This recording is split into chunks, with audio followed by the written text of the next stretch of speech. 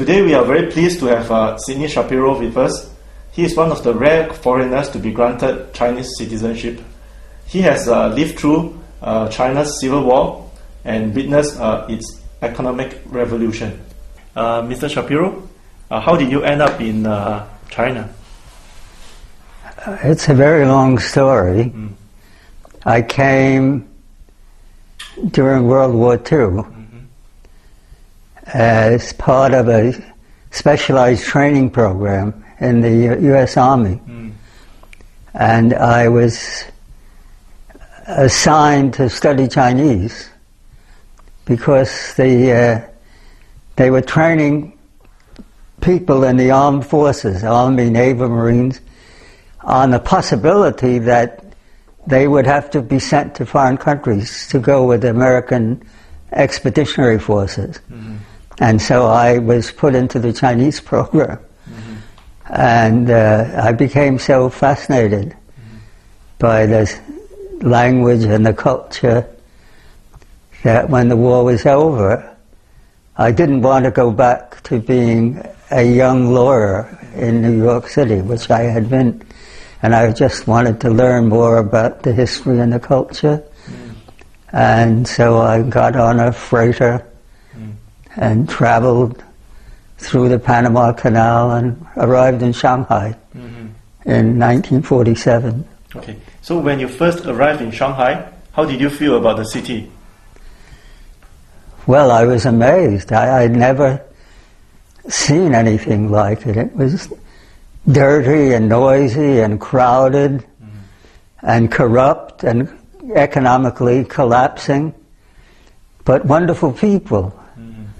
Very lively and creative people who had great courage and able to cope with their difficulties. The local people in Shanghai, did they speak a bit of English? No, they can communicate with. They couldn't speak Mandarin Chinese. They couldn't speak Putonghua. Oh, okay. They only spoke Shanghai dialect. And they were very parochial, that is, they treated all people from other parts of China as foreigners, you know, very narrow. But the people that I met were very friendly and very kind and entertained me and lived in their homes for a little while. You translated the book Shui Hu Zhuan, right? Yeah, yes. Okay. Yeah. Do you consider translating this book as one of your greatest achievements? And we understand that this book actually saved your life during the Cultural Revolution. Can you explain more about it? Well, the Shui Hu Zhuan, of course, is one of the great classics of China. In fact, it's a world classic. And there have been other translations before. But I was lucky in that I had a great deal of help from many different people, from my colleagues, my wife, who is a very well-educated Chinese, actually a scholar and a writer herself, and who was very familiar with classics and the colloquial thing. I understand that this book actually saved your life during the Cultural Revolution. You know, how was that to be? Well, it was rather amusing, you see, because this was at the time when the Jiang Qing, Mao's wife, and what was called the Gang of Four, the very reactionary people, they were opposed to this translation. The title that I gave it originally, I thought, Shui Hu Zhuan, how can you put it into English, you see? If you do it literally, it doesn't make much sense to foreign readers. So I chose Heroes of the Marsh. But Jiang Qing and the Gang of Four were violently against that title because they were obliquely trying to attack Zhou Enlai, which I won't even attempt to explain. And so they said that these outlaws, these opponents of the regime in ancient times, were not heroes, that they were traitors and so on. So in order to fool them, I said, well, okay, if you don't like heroes, why don't we just say outlaws? And their English was not very good, so they didn't understand that in English, outlaws is a good term, like Robin Hood and all of these folk heroes. So they let me get away with it, and so that was the title that the book appeared in English in many countries. At that time, while I was doing this translation during the Cultural Revolution, the Foreign Languages Press, the office that I belonged to, was split into two factions, each claiming to be the only real, genuine Marxist, Mao Zedong, Sesang, and all that. And sometimes one side would attack the other side, and there was violence, and people were even killed. But because this was such an important novel, and it was so great, it didn't matter whether this faction seized power or that faction seized power.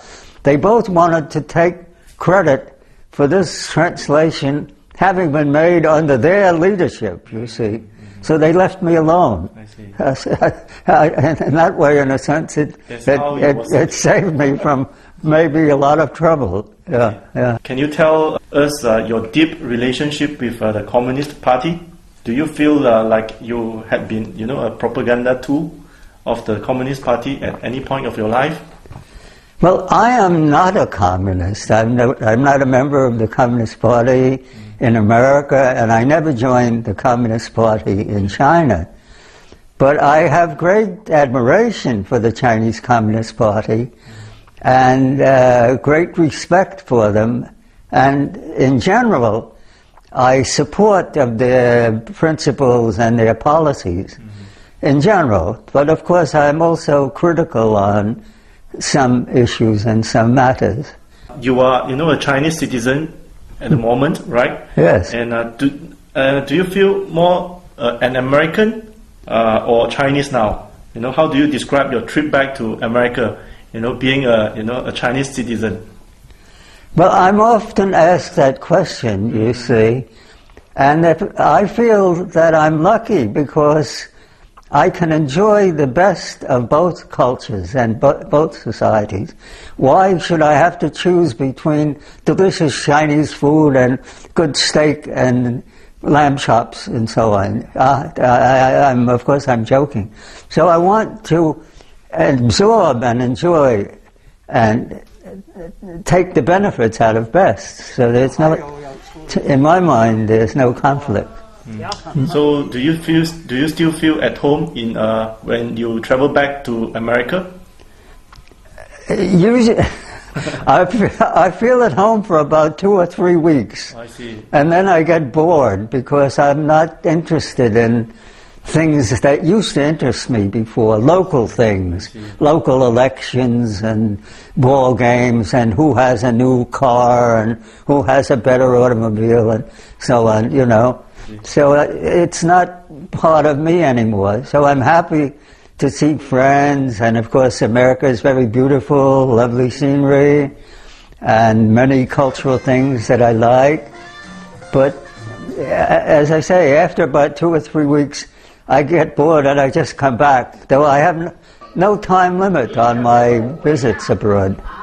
We want to thank Mr. Shapiro, who also has a Chinese name, Sa Poli, for spending time with us today and also sharing with us such an amazing experience. See you.